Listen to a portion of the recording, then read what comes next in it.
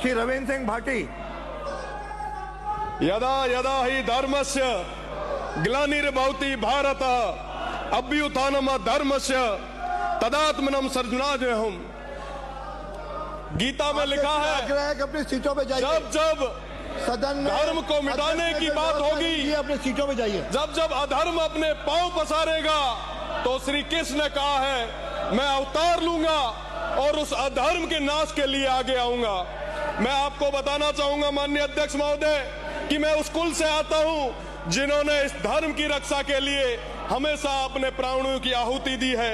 हमारा देश जो एक मजबूत देश है, पर कई पॉलिटिकल स्वार्थी पार्टियां, कई विदेशी ताकतें जो इस देश को तोड़ना चाहती है, धर्म के माध्यम से, पैसों के माध्यम से भोली भाली जनता को गुमराह करके सामूहिक धर्म परिवर्तन जैसी घटनाओं को कारित कर रही है।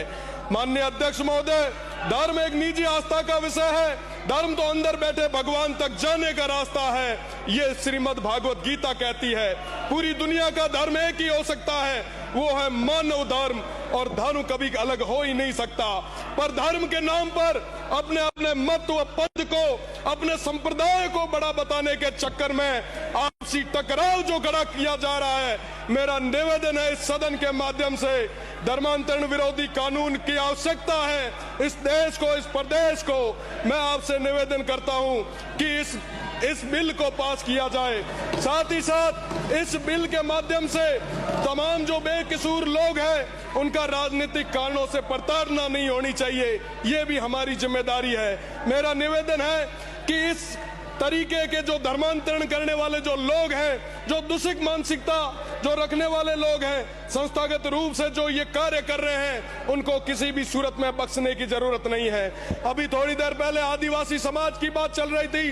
सांस्कृतिक रूप से सबसे समर्थ हमारे आदिवासी लोग, वो भोले भाले लोग, उनका फायदा उठाया जा रहा है, उनका धर्मांतरण करवाया जा रहा है। उन तमाम चीजों पर लगाम लगाने के लिए ये कानून बहुत ज्यादा जरूरी है।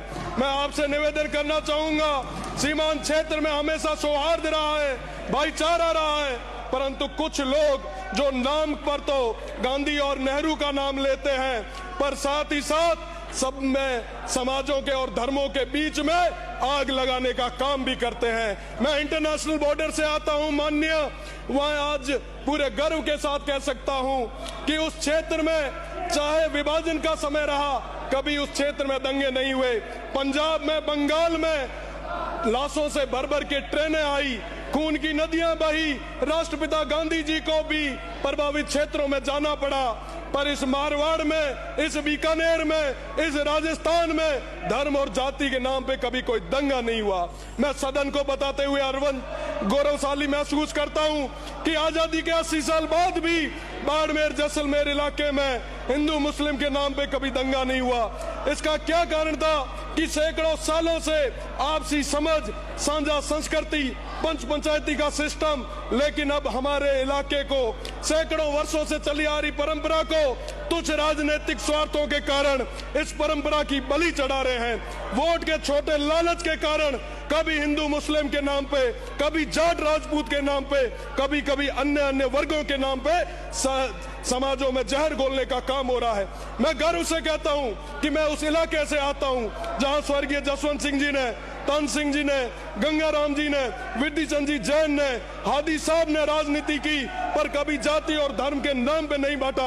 आज मुझे अटल जी की वो लाइनें याद आती है, उन्होंने कहा था सरकारें आएगी, सरकारें जाएगी, पर ये देश रहना चाहिए। मैं माननीय अध्यक्ष महोदय, आज इस मौके पे मेरी बस में बात खत्म कर रहा हूँ। इस मौके पे रामदेव जी को याद करूंगा जिन्होंने सबको साथ में लिया, गारू मेघ जी को याद करूंगा, उन तमाम पीर फकीरों को याद करूंगा जिनके नाम के आगे जनमानस